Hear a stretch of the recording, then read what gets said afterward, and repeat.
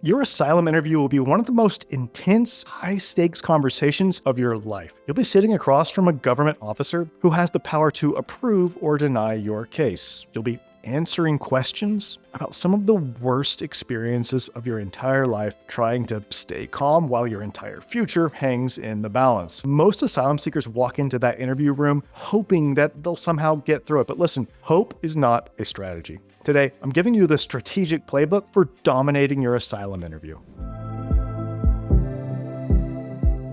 I'm Brian Manning, and I spent 11 years working for the government's two main agencies for asylum and refugee matters. And now I adjudicated thousands of immigration applications during my time with the US government. But now, as an asylum lawyer, well, my law firm helps immigrants all over the country to secure their future in America through asylum. Let me know in the comments if you've got an asylum case pending, or maybe you're considering applying. And listen, I'd especially like to hear from you. If you've been waiting for an asylum interview for multiple years, let me know in the comments how long you've been waiting. All right, here's what we're covering today. What asylum officers are actually evaluating, some of the foundational principles that make everything else work, how to communicate strategically throughout your interview, and how to handle challenges when they arise. Also going to close with the mindset that you need to walk into your interview with. Now, this is your guide to not just surviving your asylum interview, but dominating it. Let me start by telling you what asylum officers are hired to do. They're there to evaluate your claim and determine if you meet the legal definition of a refugee. They assess your credibility, whether your testimony is consistent and believable, and they review all the evidence and all the testimony to finally make a determination, a decision. Now, the officer is required to thoroughly examine your claim, and their questions of the interview are designed to gather information. Now, look, many officers are professional, but I gotta be honest with you, some of them are not. They may be rude or outright hostile. You've just got to accept this unless they cross the line into inappropriate behavior. But look, here's what you really need to understand. Officers are looking for three specific things, and I call these the big three. If you don't give the officer these three things, nothing else matters. The big three are past persecution, future persecution, and nexus to a protected ground. Okay, past persecution means specific incidents where you were harmed or threatened or mistreated in your home country. We're not talking about general statements you'd make here like, it was dangerous or they attacked me. Rather, the officer wants specific incidents with dates, locations, and details. The officer is assessing whether the harm that you suffered is sufficiently severe to rise to the level of persecution in the way that that term is defined under US asylum law. Okay, next, future persecution is why you believe that you'd be harmed if you returned to your home country. What specifically would happen to you? Who would harm you? Why do you think that you're at risk of grave harm? You've got to convince the asylum officer that there's a so-called reasonable possibility that you will suffer serious harm upon return, that you have a well-founded fear of persecution. Okay, the last of the big three is nexus. Now, this refers to the connection between your persecution and one of the 5 protected grounds under US asylum law. You see, your persecution must be connected to your race, religion, nationality, political opinion, or something called membership in a particular social group. Now, if the persecution is not motivated by one of these 5 things, well, you don't qualify for asylum, period. These big 3 elements are what the officer will spend most of the interview exploring. Almost every question that they ask is trying to understand one of these 3 things. So every answer that you give should be evaluated through this lens. Am I helping the officer to understand my past persecution, my fear of future persecution, or the connection to a protected ground? Okay, now let me tell you the 2 foundational principles that determine whether everything else works. First, tell the truth. Be honest, okay? Tell the truth, the whole truth, and nothing but the truth. I cannot stress this enough. Exaggerations or lies will permanently destroy your credibility and lead to a denial. Look, asylum officers are trained to detect inconsistencies, and they have access to a wide range of information, and they may know more about you and your country than you expect. And remember, even small lies can be discovered and will undermine your entire case. So tell the truth, even if you think the truth isn't strong enough or maybe is inconvenient. Okay, second, understand that your personal testimony is the most important part of your case. Here's what most people get wrong. They think that their documents will do the work for them. Well, listen, they won't. You must be prepared to tell your story in a detailed, clear, and compelling manner at your interview. You cannot rely on your documents to explain your case for you. You gotta proactively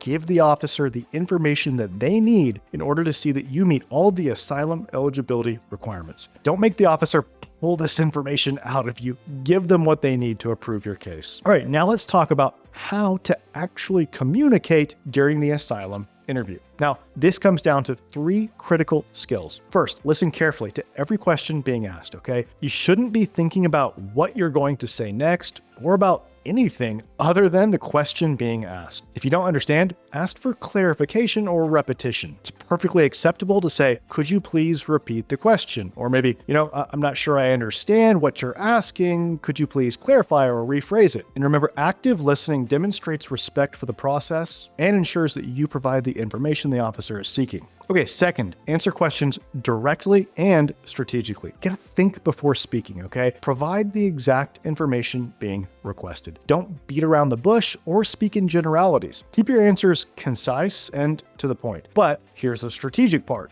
Do look for opportunities to add a little bit more, where appropriate, about the big 3 asylum eligibility elements. So what I'm saying is take advantage of every opportunity to help the officer understand your past persecution, future persecution, or nexus to a protected ground. Third, if you're using an interpreter, you need to adjust your communication style a little bit, okay? Speak in short, clear sentences and pause after each complete thought to allow for interpretation. Remember to look at the officer while speaking and not over at the interpreter. If you think the interpreter made a mistake, politely point it out. Avoid idioms or culturally specific expressions that may not translate well. All right, moving on. No matter how well prepared you are, challenges may arise during the interview. Here's how to handle them. If the officer points out a seeming inconsistency, don't get defensive. Okay, this is critical. Take a moment to think and then address it directly and honestly. Explain what happened, or if you just misspoke, well, say so. Addressing inconsistencies calmly and honestly demonstrates integrity and can actually strengthen your credibility rather than diminishing it. Look, everyone makes mistakes or forgets details occasionally. What matters most is how you handle these moments. A defensive response makes officers suspicious. A calm, honest explanation builds trust. Recounting traumatic experiences can trigger strong emotions. Here's how to manage them. First, take deep breaths if you feel overwhelmed. And remember that showing emotion is natural and can be appropriate. Try to focus on providing clear information even when discussing difficult topics. Look, asylum officers understand that discussing persecution can be emotionally difficult. Being visibly affected while discussing trauma is natural and authentic. If you become very emotional or feel just frustrated or simply feel exhausted or rattled, well, ask for a quick break. Use this time to go to the bathroom, get a drink of water, and, collect your thoughts and your composure. All right, finally, let's talk about the mindset that you need to bring into that interview room. You need to walk in with a positive and confident attitude. Look, you've prepared yourself. You're invested in your success. And now you just need to put into practice everything that you know. Positive attitude not only helps you present your case more effectively, but also makes a good impression on the asylum officer. And let me tell you, confidence comes from preparation. Without a doubt, the most important and most helpful preparation that you can possibly do is to practice for your interview, ideally in a full-scale mock asylum interview with an asylum professional. Now, my law firm offers this service, the asylum interview preparation, both for our clients and as a standalone service, including for people who have another lawyer but want to be as prepared as possible for their interview. Look, if you've practiced, studied your case, you know your story, and understand what the officer is looking for, well, you have every reason to be confident. With the right approach and, more importantly, strategic preparation for your interview, you can dramatically increase your chances for winning your case. If you're ready to take the next step and get help with your asylum case, then please call my office today. That number is 713-909-0401. And remember, we help people all over the country, so it doesn't matter where you live. Call us right now to schedule an asylum strategy session so that we can help you to secure your future in America through asylum. Again, I'm Brian Manning, and it's truly an honor to serve you in your asylum journey.